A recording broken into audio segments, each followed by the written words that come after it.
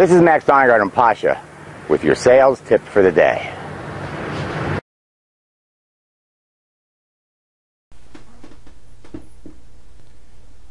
Now here's a classic textbook example of how this process will work for you over and over and over again.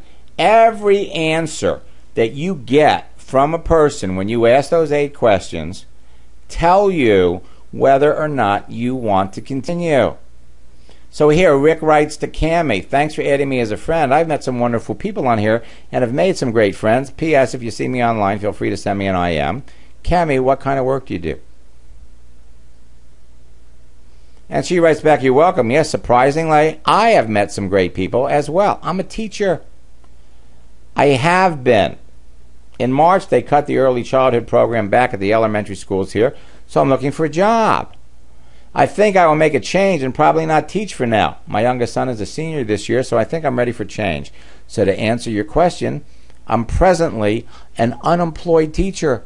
Now right here, you know that you want to save this conversation.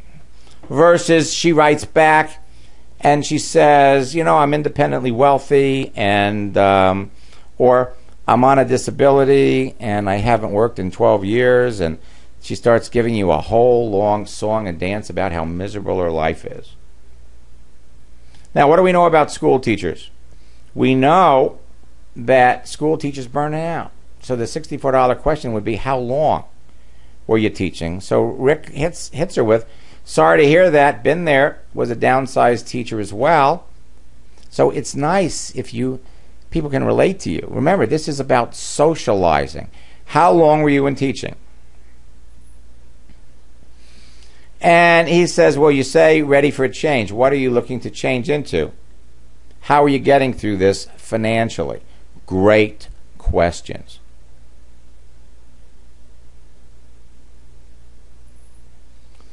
So she has been looking for a job since March. She's been out of work for 5 months. How is she getting along financially? Really? Well, then you understand. I taught and stayed home with my children when they were younger. Then I had also done social services before returning to teaching again. Altogether, I have 9 years of teaching experience. I am really exploring my options and putting out resumes. I'm trying to have an open mind. We're paid until September. Wow. Now,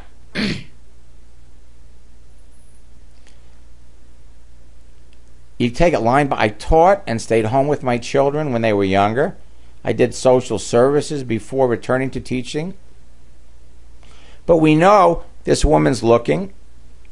And so what would be the line that we would want to use? And he hits it. It's been over a week since getting back to you, since my wife and I were doing a little globe-trotting last 14 days. Glad to be back.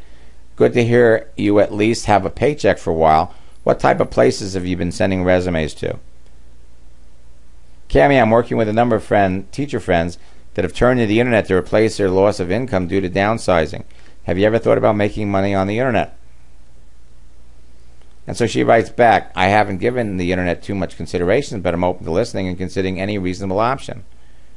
My dad lives in Tennessee, and I've been trying to split my time between here and there and do some work with him. Well, what kind of work does he do for Dad? My son is finishing up school here next year, so I'm open to anything that simplifies my life and allows me to provide comfortably for my 3 children, 2 of whom are in college. Tall order, I know, LOL. I'm sure my story is like an old song and dance to you and your wife if you are working with as many people as you've stated during these economic times. I would certainly need to have a more in-depth explanation and understanding of what it is you're involved in.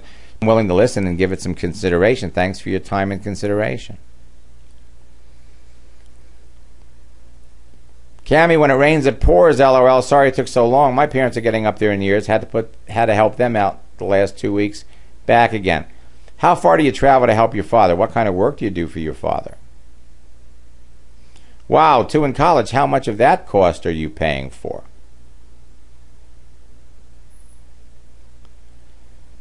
Now, that's kind of too many questions. You're starting to ask too many questions to is really the most, but let's see how she answers. I completely understand my grandmother was in the hospital last week, and I've been tied up there as well. My father is 12 hours from where the kids are in school and where we live. I'm heading back there next week.